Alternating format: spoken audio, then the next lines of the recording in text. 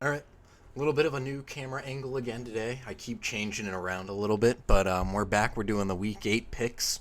Just had an episode go out live on Twitch just the other day doing my Week 7 recap. It'll be live on YouTube once I'm done streaming here. I'm going to point this down a little bit more. All right. Sorry, guys. Bear with me. I'm still going at it, but yummy. Rah! Yep. We're live. We're back. We're gonna be live on Twitch again later in this week, possibly a Friday night, talking about the NFL, talking about college as well. We got the Boise State game that day, so I'm excited. Be watching that. Ashton Genty plays football, so we're obviously excited about that. But yeah, we'll probably do a mock draft on Friday. That's exciting. Tomorrow's Ivy's birthday, so that's also exciting. Very excited about that. But without further ado, let's get into this very interesting Week 8 of football, all right? So, sorry. I messed up, didn't I? Do we got the... do I want to do this one? We want to do that one. Alrighty. So, without a further ado, let's get it started, guys. Are we excited? My last episode was like in the middle of the day, so it wasn't that much of a banger, but today it will be. We're all here. We're all ready to go, and we're ready to talk football. I would love to do call-ins today. However, I don't have time to do call-ins today. I have to get to bed early with Cassandra. We got to wake up early for Ivy's birthday and all the decorating that we need to do for that. So we already did some tonight. We're going to do more tomorrow. Got a lot of cooking to do. It'll be exciting. So alrighty. First up, I'm going to take the Vikings over the Rams. The Rams have not been very good this year. Granted, that's been due to the fact that they have been so injured. Puka Nacua has been out. Cooper Kupp has been out. Their offensive line's been very banged up. Their secondary's been very banged up. And the Vikings have been one of the healthiest teams in the league, other than the J.J. McCarthy injury, which really wasn't going to change how this team played anyway. The defense has been fantastic.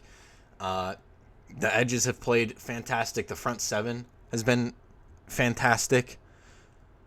And obviously the play calling that I've talked about multiple times throughout these episodes so far with Brian Flores has been tremendous, right? All of the blitz packages and fire zones and everything that they've been calling there have been fantastic. I talked about it last episode. I did jinx it. But this is the week that I don't jinx the Vikings. I think they should outplay them defensively. And because of it, it should help them get the lead and play out pretty fine offensively, right? Sam Darnold shouldn't have to push the ball down the field too much. Yes, of course, Timmy, you are invited. As long as you can make the trip out here, you're always welcome. So, yeah, pull up tomorrow, 3 o'clock. Now, next up, we have the Jameis Winston debut. Last week, Watson went down with the season-ending injury. We talked about that last episode as well. Talked about Jameis Winston's remarks about it as well. Talked about that whole situation, and then we also talked about MVP Lamar Villis. We talked about Lamar getting the back-to-back MVP if that's going to happen this year. He's certainly leading my case, but we'll see.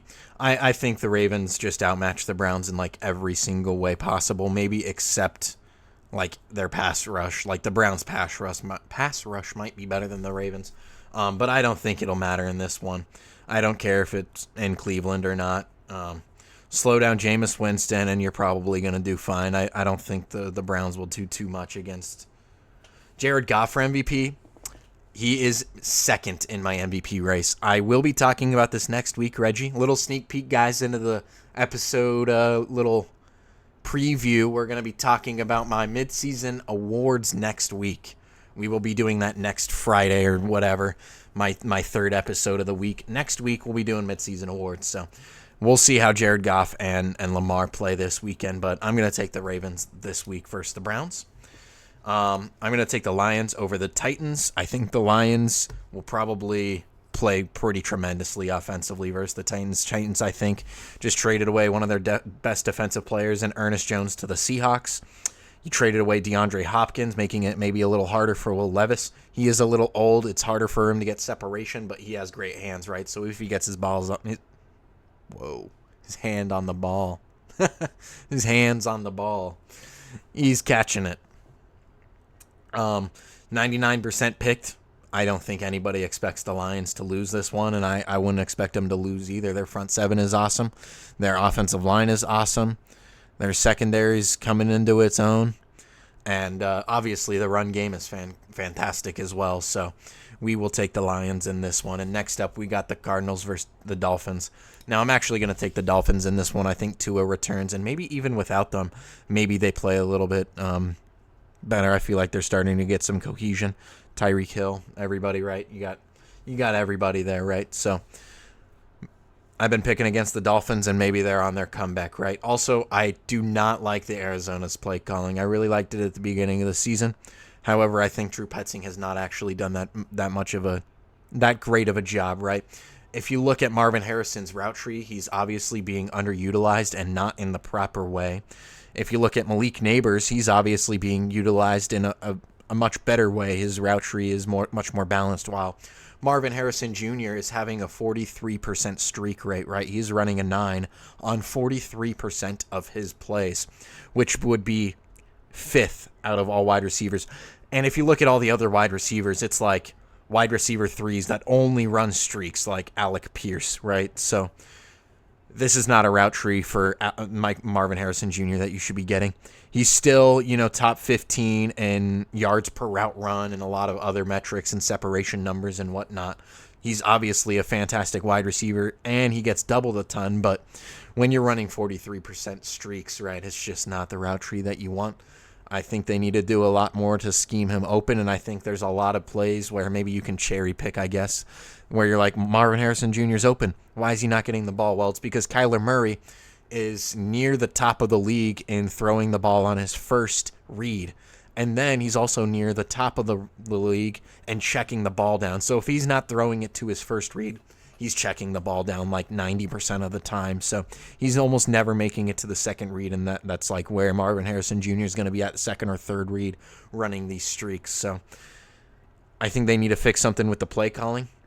They've been top 5 in run play calls, right? They're running the ball at a tremendous rate. I don't think they're super efficient doing it. Maybe hit some more play actions, hit the ball down the field to Marvin Harrison Jr. more. He needs to get the ball more. Little Cardinals rant, because I think this team does have a lot of potential, and you have seen it when Trey McBride and Marvin Harrison Jr. are clicking, and they're getting the ball. It makes the run game a lot easier. James Conner can run the ball, and Kyler Murray can run the ball, and it's just when this offense clicks, it kind of helps their defense out too, because they're pretty weak on defense as well, right? So that's just my Cardinals rant for now. And next up, we got the Jets versus the Patriots. I feel like the Patriots are due for a win over the Jets. The Jets are on a slumber. Maybe I should take the Patriots in this one, where I'm very fond of Drake May. I feel like his first 2 weeks have kind of gone under the radar, at least from the casual fans. If you really watch ball, then you do know that Drake May has balled out, and he is one of the top rookie quarterbacks. And that he also had like the best debut out of any of the quarterbacks as well. He's been very fantastic throwing the football. Obviously, from a down-to-down basis, he's a little inaccurate and he's not consistent. And that was a problem coming out of North Carolina, right? So he's young. He's 21. He's still developing. But he's looked pretty good so far. We just need one more Aaron Rodgers friend that'll bring the Jets together. Yeah, we do need another Aaron Rodgers friend. Who would that be, though? Probably. You know who it is? David Bakhtiari. He's on the waivers, man. He's a free agent. And he's like been a top tackle his entire career, Reggie. What is that, man? Why is he a free agent still? And why did Seattle not sign this guy? I know he's injury prone, but like if he gets injured, just put him on IR. Right? I don't know. Maybe that's just too simple. But he's like a top tackle in this league. Like he could play. He slipped a little bit last year, but like that's part of this Jets problem is Aaron Rodgers can't throw the ball down because he's checking the ball at a top 5 rate, just like Kyler Murray, by the way, because I feel like this offensive line is not holding up together because He obviously has a ton of offensive weapons. Like Breece Hall's awesome. Braylon Allen's even awesome. Like he could be a starter in this league. Garrett Wilson, Devontae Adams, Alan Lazard, Mike Williams, Tyler Conklin. Maybe you can say Aaron Rodgers are making these guys look great, but I mean Lazard was a very compatible, wide receiver too, at least, right? Like he could be a good wide receiver too, at least a perfect wide receiver 3, and then you still have Mike Williams. So it's not a weapons thing, and it shouldn't be a defense thing. But you fired your defensive head coach, and now they're off the rails bad. Like this defense is just not that great. Sauce Gardner has been playing some of his worst football, and things just haven't been falling the way for the Jets. And maybe this is a win that the Patriots can get when they're at home and they're the dog, and I kind of need to pick a dog, right? So that's what I'm going to do here. I'm going to pick a dog, and I'm going to pick the Patriots. Maybe I'm overthinking it here, but I feel like the turmoil in the Jets is just kind of not going well, right? So next up, we have the Falcons versus the Bucs. The Bucs are going to be without Mike Evans. They're going to be without Chris Godwin. And that's just a recipe for disaster for Baker Mayfield. Maybe I'm overlooking it a little bit too much, but I almost instantly am going to lock the Falcons. I think the Seahawks defense is much better than the Bucs defense, and maybe that was like part of the problem with Kirk Cousins. Byron Murphy is just such a huge factor for that Seattle Seahawks defense, and they put so much pressure on Kirk Cousins where he was throwing a lot of inaccurate passes and just missing guys, right? So I don't think that's pressure that the Bucs are going to be able to place. I think they're just a middle of the pack team. They're probably going to make the wild card depending how they are when Mike Evans comes back and how fast he'll be able to come back as well, right? So I think Chris Godwin and Mike Evans going out, though, is going to be a huge issue. But we'll see. I do like their wide receiver depth. I do like Sterling Shepard. I do like Jalen McMillan. I do like Trey Palmer.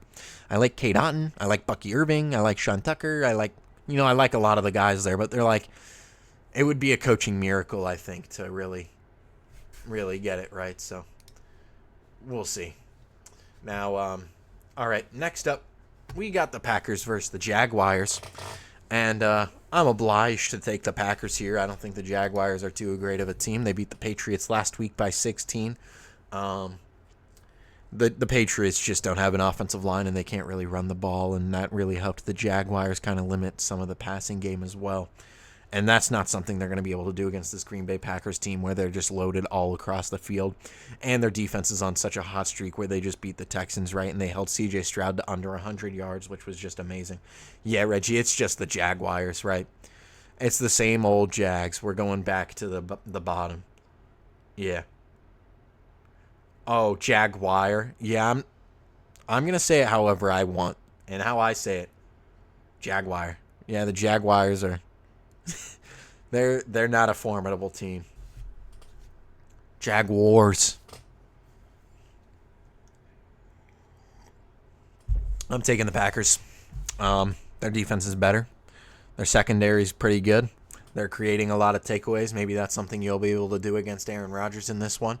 But also on top of that, their front seven really came into its own last week, and I think the Texans' offensive line is probably right there with the Jags, right? So it's probably comparable in a way. And the Packers are just so much better of a team than the Patriots are. So I'm gonna pick the Packers here.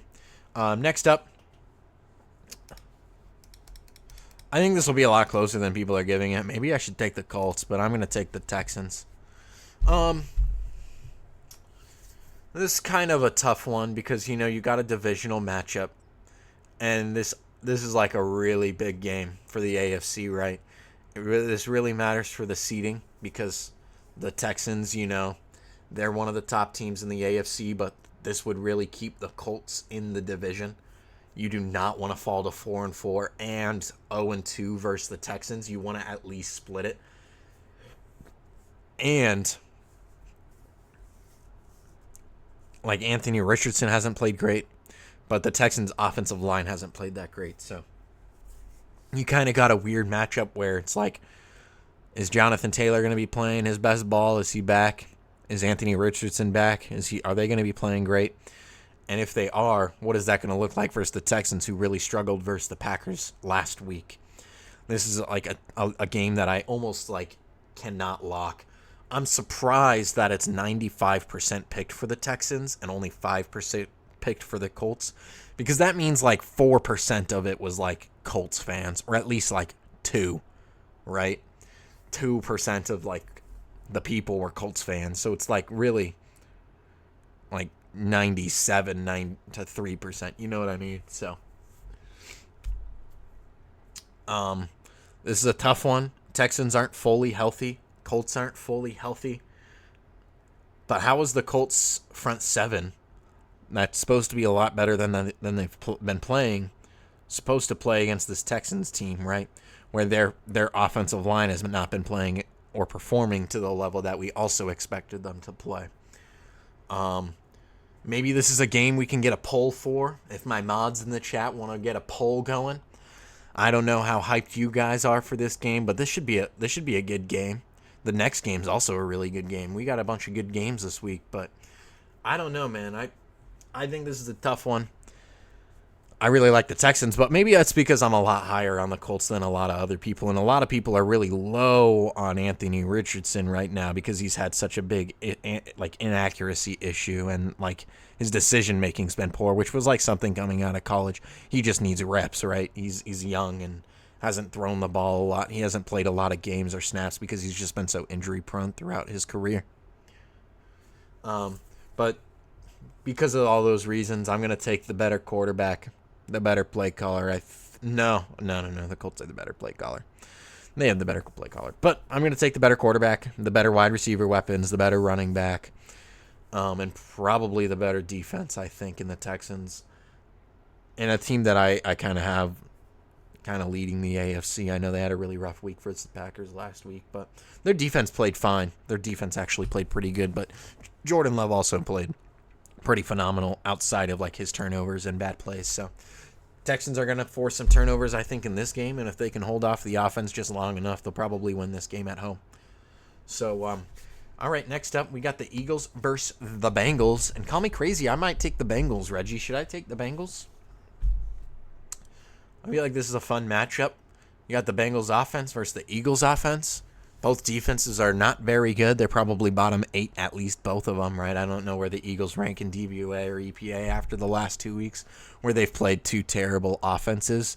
But also on top of that, the Bengals defense is like bottom 5. So I do know that for a fact. But you got Jamar Chase and A.J. Brown. You got Joe Burrow versus Jalen Hurts. Devonta Smith versus T. Higgins. Man, this should be a really awesome and fun matchup. So we'll see how that goes. This is a very fun matchup. It's at home. It's going to be in Cincinnati. They're actually favored to win it. So maybe I'll take the spread. Maybe I'll take the Bengals in this one. I do need a A.J. Brown masterclass, though, for my fantasy football team. I need to beat Garrett this week. This is a big week for my fantasy football team. So let's take the Bengals. Maybe the Bengals can slow down Saquon. That's probably like not happening, right? Somehow, some way, the Bengals just need to outscore the Eagles. Is that something that they're going to be able to do? We'll see. Ooh, it's a whiteout. The whiteout aura almost gives you the extra boost to beat the Eagles, right?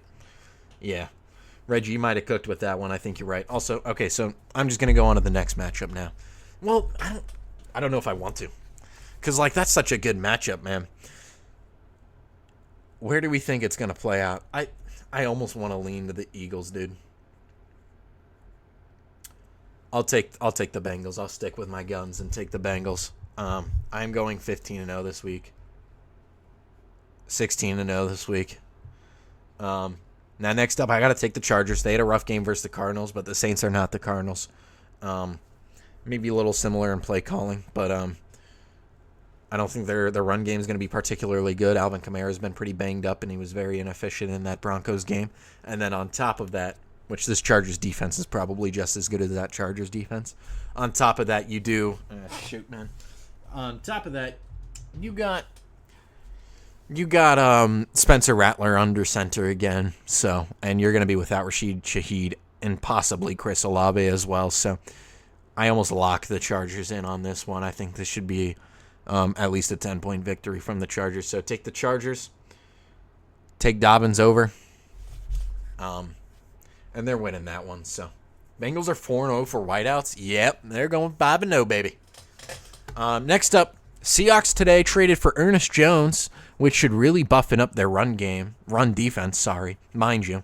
The Bills have not had a very good run offense. So it really comes down to how is the Seattle's pass defense going to slow down the new receiving core in the Bills and Josh Allen, who had 300 yards last week versus the Titans, almost all in the second half, right? I think Allen had like 90 yards going into the second half. I'm not entirely sure if that's accurate, but I feel like that's what it was, right? I don't recall. And the Seahawks might not be with DK this week. That's looking doubtful. I think he sprained his MCL is what they're saying. It was kind of a freak accident, injury weirdness. I don't know. Super weird injury, but it's at home. Should have a better defense now with Ernest Jones.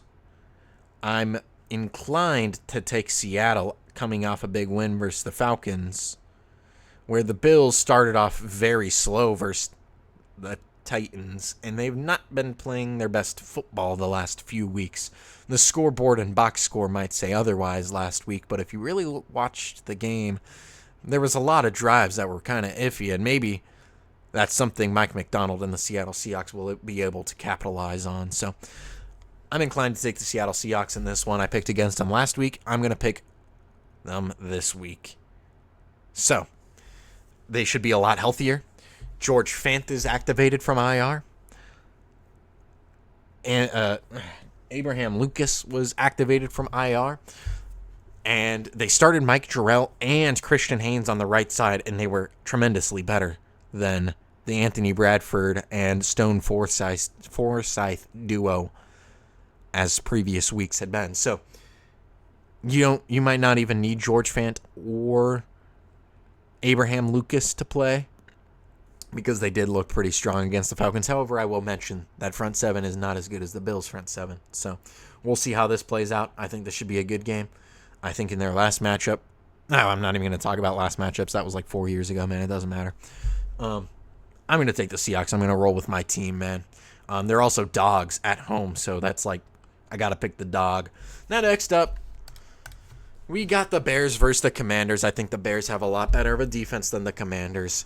I think they have the better quarterback, the better wide receivers, the better running back, and they're going to beat the Commanders, and they're going to show why Caleb Williams was the number 1 overall pick and beat Jaden Daniels, the number 2 overall pick.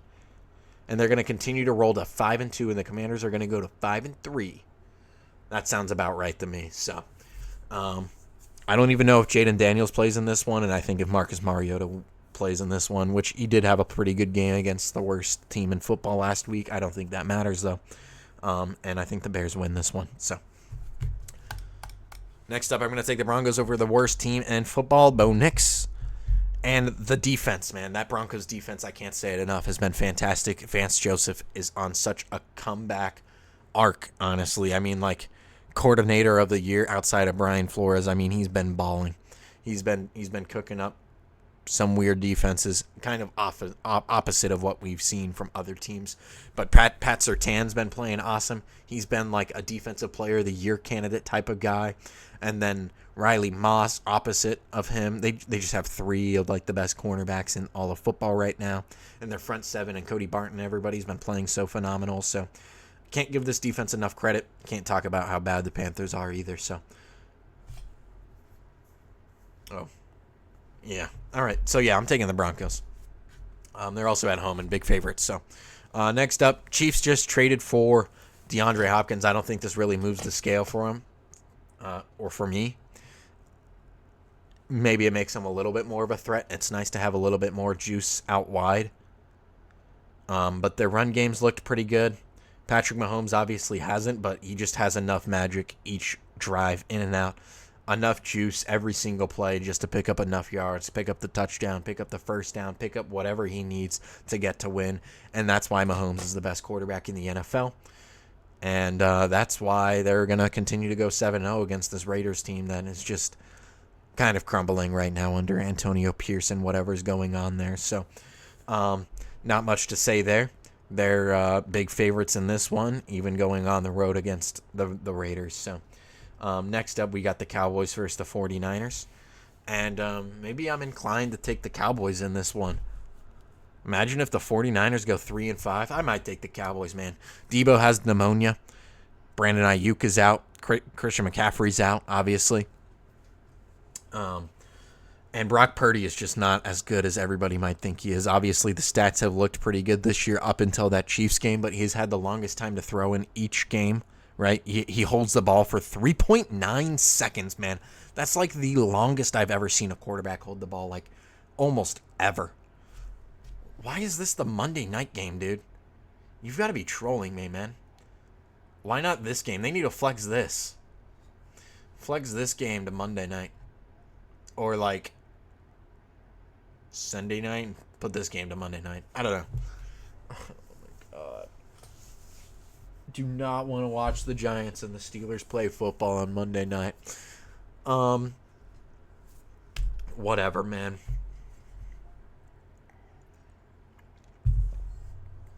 So next up, we have the Cowboys versus the 49ers.